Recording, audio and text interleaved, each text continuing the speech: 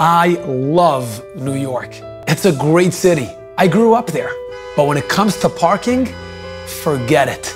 If you live there, you know that it can take forever to find a spot. So when Harry Ashkenazi pulled up to the Chinese auction on Kings Highway, he knew no matter the cost, valet is worth every dollar.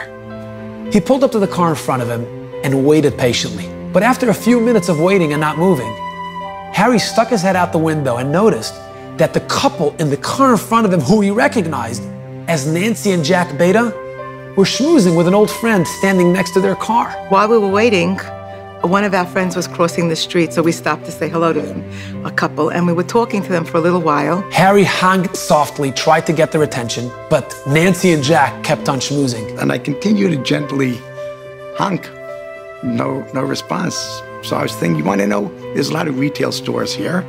Maybe they're not going to the Chinese auctions. So I pull around, give my car to valet, and my wife and I go up to the Chinese auction. 10 minutes later, Harry was having a good time with his friends in the hall. I turn around and I see a couple beelining towards me, not happy at all. When they approached him, Nancy let him have it. I told him, Harry, that really wasn't a very nice thing to do. She told him how inconsiderate and rude he was for cutting them off, especially because he took the last spot in valet, and they were forced to park 3 blocks away. I was annoyed, and I felt it was very, very gutsy to do something like that. At least give us a honk, warn us that you're gonna go around us. Nothing that I said, of course, could calm them down. And they walked away, again in a huff and puff, and I felt terrible. Fast forward 5 months later, Nancy's in her house. She gets a call, Erev Yom Kippur. I was surprised. It was like 9 o'clock in the morning, and he said, Harry Ashkenazi, I go, whoa. And I wasn't going to be rude and hang up the phone on him, because he is a person in the community that we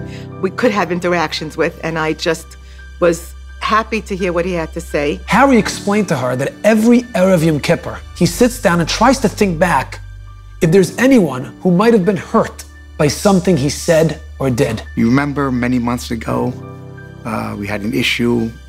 You thought I took your spot. And I know you and Jack were very angry. I understand it. And I want to ask your forgiveness. And I said, of course, please forgive me for the way I spoke to you. Let it be forgotten. He said, fine, no problem. We hung up, and it was right before Rosh Hashanah and Yom Kippur. We felt it was like the right thing to do. We were both very happy that it was aired out. A few years later, Nancy received a call from a shadchan who was suggesting a shidduch for her son David. When Nancy heard the name of the girl, her heart skipped a beat.